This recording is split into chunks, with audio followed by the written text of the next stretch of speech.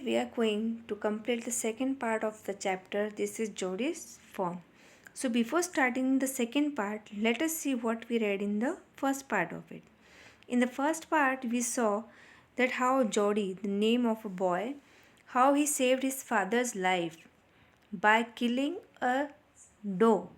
Okay, because a rattlesnake had bit the because his father has been bitten by a rattlesnake, and just to draw out the poison of it, there was something कुछ instant इलाज करना था, and they were in the forest jungle at that time, and at that time he could not कुछ उसको समझ में नहीं आ रहा था, he could not think over it. So what he did, suddenly he saw a doe over there, and what he did, he killed that doe and used its heart and liver to draw out the poison of from his father's body. Okay, so this was the reason that he which forced him to think that what will happen of the little fawn, okay, after the death of its mother doe. So just to bring that little fawn to home, he insists his father to help him out, to give him permission to bring that fawn at home so that he could raise it, उसकी वो परवरिश कर सके, because it was their duty to do this thing because they had killed its mother. So for this reason, he decides to go to the jungle, the forest where his father has been bitten by the rattlesnake, and he killed the doe. So here again he insists his mother, and when his mother gives him permission, to with will he goes to the forest there. So in the second part of the forest, we are going to read about the journey towards finding that little fawn. So how he finds that fawn in the forest there. So that thing we are going to read over here in our second part. So let's start. Jodi gave himself over to thoughts of the fawn. They passed the abandoned clearing. Jodi gave himself over to thoughts of the fawn means he was continuously only thinking about the fawn when they were riding on a horse, when he was riding with Millville, okay, just behind him. They passed the abandoned clearing. They means both of them passed the abandoned clearing. एक खुले साफ सुथरे मैदान में वो पहुँचते हैं, ठीक है. He said, cut to the north, Millville. It was up here that Pa got bitten by the snake and killed the doe, and I saw the fawn. So here he says, cut to the north, Millville. So he says कि we must follow the north direction. हमको north की तरफ जाना चाहिए, because this was the place where Pa got bitten by the snake, where that rattlesnake had bitten his father and killed the doe, and I saw the fawn. So at that place he killed the doe to draw out the poison from his father's body. Okay, and there he saw the fawn. वहीं पर उसने उसके छोटे से fawn को देखा था, deer के.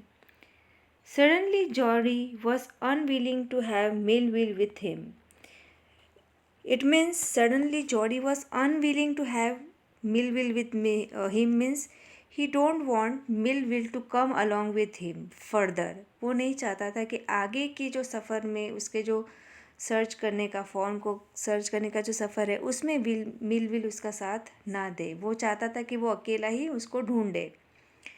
If the fawn was dead or could not be found, he could not have his disappointment seen.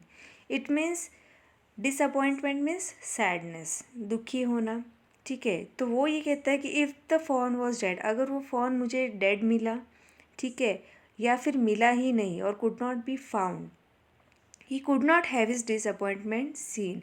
तो वो नहीं चाहता कि उसका दुखी डिसअपॉइंटेड चेहरा वो देखे. कौन? मिलविल. तो वो नहीं चाहता था कि उसको जब उस समय जो दुख हो तो वो उसके सामने शो हो, मिलविल के सामने. And if the fawn was there, the meeting would be so lovely and so secret that he could not endure to share it. So he want to say कि if fawn was there, अगर fawn by chance मिल जाता है उसको, ठीक है, तो वो जो उन दोनों की जो मीटिंग हो, उन दोनों की जो मुलाकात है, वो इतनी लवली, इतनी प्यारी और सीक्रेट हो, ठीक है, that he could not endure to share it, और वो नहीं चाहता कि मेरी इस खुशी को वो किसी के साथ शेयर करें, ठीक है. So he don't want Melville to see either his disappointment और हिज हैप्पीनेस, ठीक है. He said, "It's not far now, but the scrub is very thick for a horse. I can make it on foot." So he gives some excuse to Millville. वो एक बहाना बनाता है that it's not far now, कि अब वो जगह ज़्यादा दूर नहीं है. But the scrub means जो झाड़ियाँ होती है, ठीक है. तो but the scrub is very thick for a horse. तो झाड़ियाँ इतनी थिक यानी इतनी घनी है कि एक हॉर्स के लिए उसके अंदर से गुजरना पॉसिबल नहीं है. I can make it on foot. Make it on foot यानी चल कर जाना. तो मैं पैदल ही वहाँ पर चला जाऊँगा. तो Melville says, but I am afraid to leave you boy. Suppose you got lost और got bitten by the snake too. तो मिलविल सेज, तुम्हें अकेले छोड़ना मुझे डर लगता है. Suppose you got bitten by snake. तो ही सेज कि अगर तुमको किसी से सांप ने काट लिया तो I can't leave you alone. I am afraid to leave you. I will take care. It may take me a long time to find the fawn if he is wandered. Leave me off right here. तो वो कहता है आई will take care, मैं अपना ध्यान खुद रख लूँगा. It may take a long time to find the fawn. It means it may take a time, ज़्यादा देर भी लग सकती है, to find the fawn in that for bushes and scrubs. If he wandered means to roam here and there. अगर वो यहीं कहीं घूम रहा होगा, यहीं इसी जगह पर, तो थोड़ा समय तो लगेगा लेकिन वो मुझे मिल जाएगा. Leave me off right here. तो तुम मुझे यहीं छोड़ दो. तो he says, all right, but you take it easy now. You know north here and east. So Millville says, okay, ठीक है. वो मान जाता है Millville. But you take it easy now. Take it easy now means he asked Jody whether you know the direction or not. ठीक है. He says, you know north here and east. क्या तुम जानते हो where is north and where is east over here? तो there and there. Jordi says, यहाँ पर north है और यहाँ पर ईस्ट है. इस तरह से वो अपने हाथों से इशारा करके मिलविल को बता देता है. That tall pine makes a bearing. Pine are actually deodar trees, जो लंबे, बहुत ही लंबे, ऊंचे ऊंची, बिल्कुल थिन जो पेड़ होते हैं देवदार के, ठीक है, पाइन ट्रीज जिनको कहते हैं. और he says makes a bearing. That tall pine makes a bearing यानी ये जो पाइन ट्रीज है, इनको देखकर I could identify the direction. They shows me the direction. Bearing means here it acts as a compass. Compass, you know, it is an instrument which is use to find out the directions. Okay, it helps to identify the directions. So long. Okay, so he looks over that trees and he says, कितने लंबे हैं. So long, Millville. I am obliged. Now here he says, so long Millville, I am obliged means कि अब तक तुम मैंने मेरा साथ दिया, ठीक है, यहाँ तक के सफ़र में, तो I am very thankful for it, ठीक है. So he thanks him and tells him to return back. He waited for the sound of the hoofs to end, then cut to the right. He waited for the sound of the hoofs. Hoofs, you know, that are the nails which are pursed in the foot of horses. आपने देखा घोड़े की नाल, जिसको हम कहते हैं कि घोड़ों की उसमें नीचे लगाए जाते हैं, ठीक है. तो उनका जो साउंड होता है, that is said to be the hoof sound, ठीक है. तो he waited for the sound of the hoofs to end then cut to the right. यानी जब तक वो घोड़े की आवाज़, जिस पर मिलविल वापस रिटर्न हो रहा था, वो जब तक ख़त्म नहीं हुई तब तक वो वहीं खड़ा रहा. यानी जब तक कि मिलविल दूर दूर तक नहीं चला गया हो तब तक. And then he cut to the right. और फिर उसने अपना डायरेक्शन राइट की तरफ मोड़ लिया. The scrub was still. The scrub was still. Scrub means तो सूखे पेड़ और बहुत सारी झाड़ियाँ जो होती है, ठीक है। तो he says the scrub was still, यानी कि बिल्कुल सन्नाटा था, सारे पेड़ पौधे जो झाड़ियाँ थी बिल्कुल स्टिल थी, बिल्कुल मूव नहीं कर रही थी। Only his own crackling of twigs sounded across the silence. Only his own crackling of twigs, own crackling of twigs यानी आपने नोटिस किया होगा जब आप इन झाड़ियों पर चलते हैं, जो सूखी तिनके होते हैं पेड़ों के या छोटे छोटे पौधों के या झाड़ियों के, और जब हम उनके ऊपर चलते हैं तो किस तरह से क्रैकलिंग की आवाज़ आती है। ठीक है। तो वहाँ पर सिर्फ उसके पैरों की चलने की आवाज़ आ रही थी वो ट्विक्स की वजह से, यानी पूरे वहाँ पर हर तरफ एक साइलेंस था। Only his the sound of his walking was could be heard at that time. He wondered for an instant if he had mistaken his direction, यानी वो चलता जा रहा था तो एक बार he felt as if he had mistaken his direction, यानी कहीं उसने गलत डायरेक्शन तो नहीं ले ली है। So when he was thinking about it, suddenly a buzzard rose in front of him. Buzzard is a large bird, like the vulture that eats the flesh of dead animals, जिसको हम बाज कहते हैं। ठीक है, हिंदी में that bird is called as बाज, जिसको हम कहते हैं that is called as buzzard, that rose in front of him. rose in front of him यानी उड़ के उसके सामने आता है। and flapped into the air, flapped into the air है पंख फड़फड़ाते हुए वो हवा में उड़ जाता है। He came into the clearing under the oaks. He came into the clearing under the oaks means Jordi ऐसी जगह पर आ गया था जहाँ पर खुली जगह थी। ठीक है।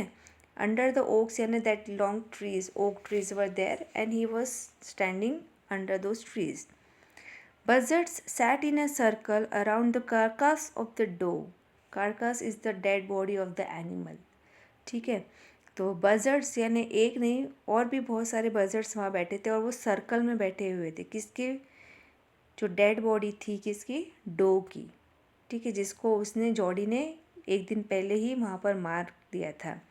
तो उसके चारों तरफ सर्कल में ये सारे वल्चर जो है ये बर्ड्स बैठे हुए थे। They eat the flesh of dead body, so they were over their dead body.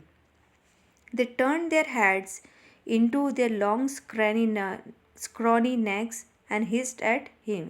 So when they saw Jody there, suddenly started hissing at him. Hissing, you know how they अपने जोर जोर से चोंच आगे करके किस तरह से बर्ड्स हिस करते हैं जैसे कि वो उसको भगा रहे हो।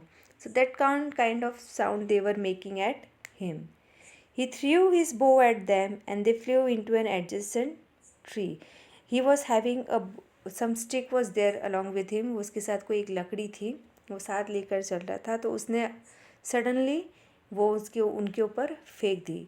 तो they flew into an adjacent tree, यानी पास के ही, एडजेसेंट मीन्स नियर बाय, तो पास में ही पेड़ों पर जाकर वो सारे जो बजर्ड वहाँ बैठे थे डेड बॉडी के आसपास, वो उड़कर एक बार उस ट्री पर बैठ जाते हैं।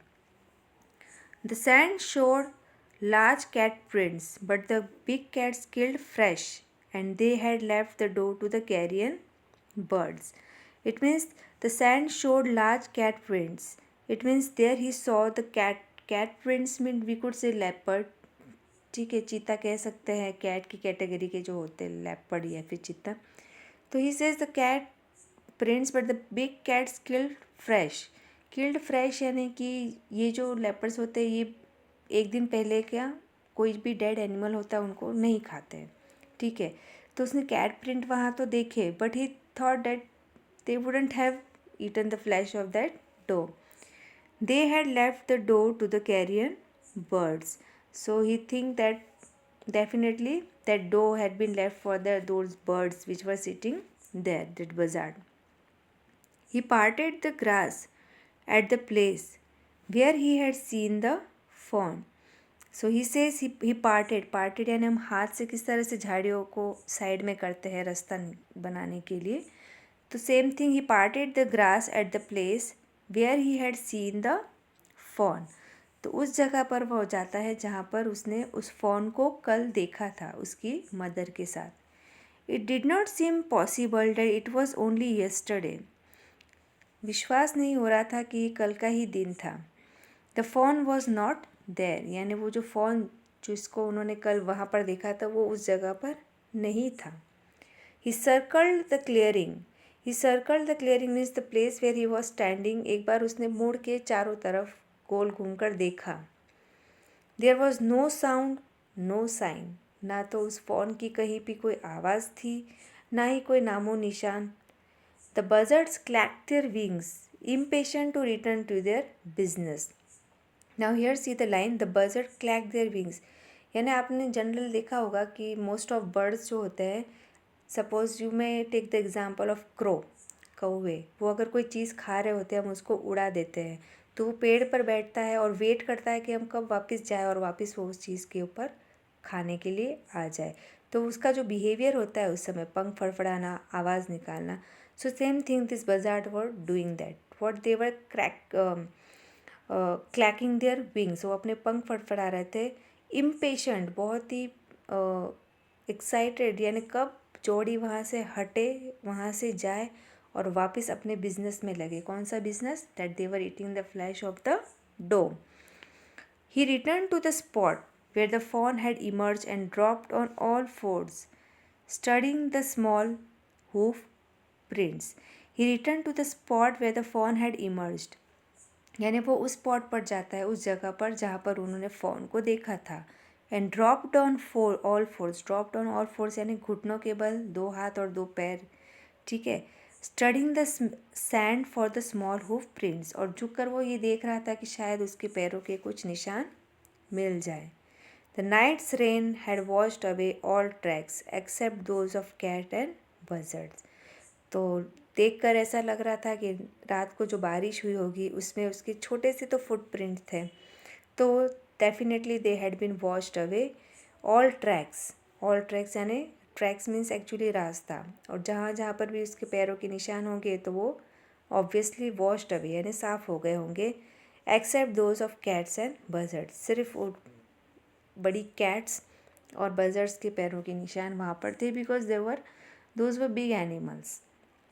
सो उनके पैरों के निशान एकाएक ख़त्म नहीं होते. Okay, so try to solve the comprehension check. though I will give the answer of these questions, but complete the question answers of first part also. I have already given you in your homework last time. Clear? Okay. Now third part we will complete in our next video. Thank you.